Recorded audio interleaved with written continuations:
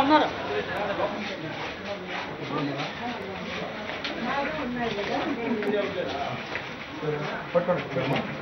దీని ఉద్దేశం ఏమంటే ఎలక్షన్ లో చంద్రబాబు నాయుడు ఇచ్చిన హామీలు ఇవి.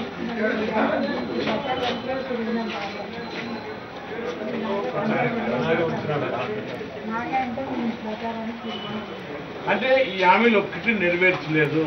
100 హామీలు ఈ ఏ ఒక్కటి కూడా ఆయన చెప్పినవి ఇవి జగన్మోహన్ రెడ్డి రాసినట్టు కాదు అనేది చదవండమ్మా, చదివి మాట్లాడాలి.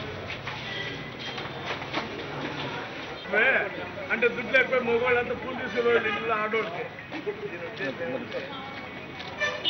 ఎలక్షన్ అప్పుడు జగన్మోహన్ రెడ్డి చెప్పినట్టు చంద్రబాబు నాయుడు చెప్పినట్టు చంద్రబాబు నాయుడు ఎలక్షన్ ముందు హామీలు ఇచ్చినారు. ఏ ఒక్కటి కూడా జగన్మోహన్ రెడ్డి రాష్ట్రం లేవు. ఎలక్షన్ అయిన తర్వాత అసెంబ్లీలో అడగడం జరిగింది. హామీలు ఇచ్చినావు, నీ హామీలన్నీ అబద్ధాలా మోసమా అని నిలదీయడం జరిగింది. అసెంబ్లీలో అడిగితే ఎదురుదాడి, సస్పెండ్, నోరు మూగిపోయడము, ఎదురుదాడి చేయడము, ఒకటి అడిగితే ఒకటి సమాధానం చెప్పడము, ఆ విధంగా అసెంబ్లీలన్నీ కంప్లీట్ చేస్తే జగన్మోహన్ రెడ్డి దీక్షలు ధర్నాలు చేసినట్టు ఈ డేట్లో ఆయన హామీలు నిజమా ఏమన్నా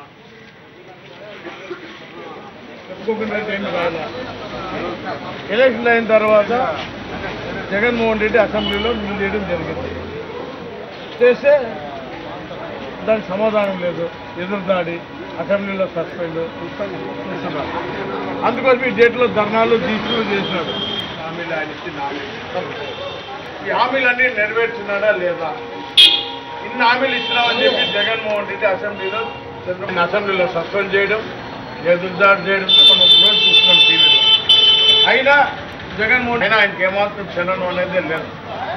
అందుకోసమే ఇంకా 3 ఏళ్ళు ఉంది ఎలక్షన్, ఓటు చేయాలని మేము అడిగాను. కానీ ఆయన చేసిన హామీలన్నీ మోసాలా కాదా, ఆయన అబద్ధాలు చెప్పినాడా లేదా? మనకి చెప్పిన హామీని చేసింది అవును లేకుండా చిక్కులు కొట్టి 100 మార్కులు ఇచ్చినారు మేడం. మీరు దీంట్లో మీరే నిర్ణయం మోసపోయినామా లేదనే దీని ఉద్దేశం. చదువుకోండి మేడం.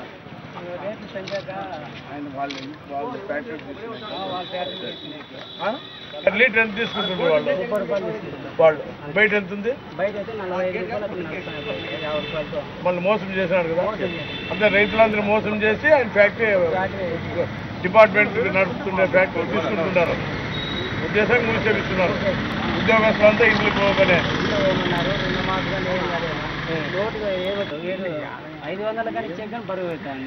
ఇవాళ గడప గడపకి వైఎస్ఆర్ కాంగ్రెస్ పార్టీ 12వ రోజుకి చేరుకుంది.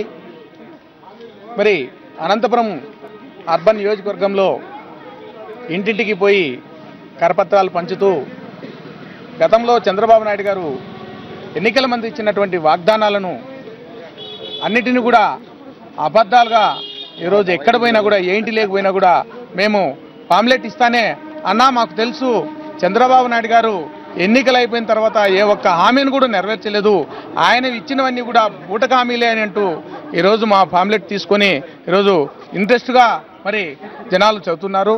ముఖ్యంగా ఈరోజు అనంతపురం నియోజకవర్గంలో డ్వాక్రా మహిళలు ముందుకొచ్చి అన్నా మేము చంద్రబాబు నాయుడిని నమ్మి మోసపోయినాము, ఆ రోజు ఎన్నికల ముందు మరి మా యొక్క రుణాలన్నీ కూడా చేస్తామని అబద్ధాలతో ఈరోజు అధికారంలోకి రావడం, ఆయన మాటలు నమ్మి మేము మోసపోయినాం. మేము ఆ డాక్రా నుంచి కూడా వైద్యులు కూడా కానీ కొన్ని గ్రూపుల నుంచి కూడా వైదొలినామని కూడా కొంతమంది చెప్పడం జరుగుతుంది. అంతేకాకుండా ఈరోజు రైతులైతే రైతు రుణాలు ఏమాత్రం కూడా మాకు కాలేదని రైతులు చెప్తున్నారు. ఈ విధంగా మరి అనంతపురం నియోజకవర్గంలో ఏ ఇంటికి పోయినా కూడా అపూర్వ స్పందనతో మేము పోతానే కూడా మా యొక్క పాంప్లెట్ని చూసి చంద్రబాబు నాయుడు గారు అబద్ధాలు పూర్తిగా చెప్తున్నాడు, ఆయన్ని మేము వచ్చే ఎన్నికల్లో ఎట్టి పరిస్థితుల్లో కూడా మేము ఆదరించము, వచ్చే ఎన్నికల్లో ఖచ్చితంగా వైఎస్ఆర్ కాంగ్రెస్ పార్టీని మేము అధికారంలోకి తెస్తాము, జగన్మోహన్ రెడ్డి గారిని ముఖ్యమంత్రి చేసేంత వరకు కూడా మేము నిద్రపోమనే అభిప్రాయంతో ఈరోజు ఎక్కడ చూసినా కూడా నీరాజనాలు పరుకుతున్నారా మేము వాటలేకపోతుంటే మరి ఈ విధంగా మరి చంద్రబాబు నాయుడు గారు మోసాలను మేము ఇంటింటికి పోతూ ప్రతి మహిళకు, ప్రతి వృద్ధునికి, ప్రతి అన్నకు, చెల్లెలకు అందరికీ కూడా వివరిస్తూ మరి అనంతపురం నియోజకవర్గంలో 12 రోజుల నుంచి కూడా దిగ్విజయంగా మరి గడపకు వైఎస్ఆర్ కాంగ్రెస్ పార్టీ కొనసాగుతుంది. చంద్రబాబు నాయుడు ఫస్ట్ ఎలక్షన్లలో వచ్చినప్పుడు పాదయాత్ర నుండి బిగిన్ చేసినాడు ఓట్లు దండుకోవాలని. నేను పాత మనిషిని కాదు, నేను మారినాను, నన్ను ఒకసారి చూడండి, నేను మారినానంటే ముందు దుర్మార్గుడై ఉండాలి కదా. ఆ మాటలన్నీ చెప్పుకుంటూ ఇంకా పోయిన సాటల్లా చూసిన వాళ్ళందరికీ రకరకాల వాగ్దానాలు, బేసరతుగా రుణమాఫీ, డ్వాక్రా మహిళలకు మొత్తం మాఫీ, మీ బంగారు ఉంటే ఇడిపిస్తాము, నిరుద్యోగులకు ఇంటికి ఒక ఉద్యోగం లేదంటే 2,000 రూపాయలు అమౌంట్ ఇస్తాము అని అవి కదా ఎన్నో. ఈ మెయిన్ 3 ప్రాబ్లంలే, 3 సమస్యలతోనే అతను అధికారంలోకి వచ్చినాడు. 3 సమస్యలు తీర్చలే. ఇదే 3 సమస్యల మీద జగన్ కూడా అట్లే అబద్ధం ఆడినంటే ఈనాడు ముఖ్యమంత్రి జగన్మోహన్ రెడ్డి. కానీ మోసంతో అతను ముందుకు వచ్చినాడు. ఇతను నిజాయితీ అని ఎన్నికపోయినాడు. ఎన్నికపోయినంత మాత్రం నష్టం లేదు. ఇది ఓటమి ముందు గెలుపుకు బాట, దానివల్ల తప్పేం లేదు. నెక్స్ట్ ఫ్యూచర్లో వచ్చేది జగన్మోహన్ రెడ్డి, మనకే ఇబ్బంది ఉండదు. మేము ఎల్లప్పుడూ ఆయన వెంటే ఉంటాము. ఇవన్నీ తప్పుల తడక, ఒక్కటి కూడా వాడు ఏం చేయలేదు. ఎన్ని మార్కులు ఏం 99 వేసుకో, 100 తప్పలేదు. 0 అన్ని తప్పుడు చెప్పి వచ్చినాడు. 0 మార్కులు. ఎన్ని మార్కులా మీరు వేసేది? 0 మార్కులా? 0 మార్కులే. చెప్పినట్టు ఏం చేయలే, చేయనట్టు చేసినాడు అంటాడు. ఏంది 1 కేజీ బియ్యం పెంచినాడు. 1 కేజీ బియ్యం ఎవరు అడుగుతున్నారండి? 100 రూపాయలు తీసుకొని పోతే ఒక కాయగూరలు ఒక ఇంటికి ఒక సంసారం ఒక పూటకు రావడంలే. నువ్వేం చేసినట్లు? నువ్వు 1 కేజీ బియ్యం పెంచినానంటావు, ఏదో బ్రాహ్మణ అదేందో కార్పొరేషన్ పెట్టానంటావు.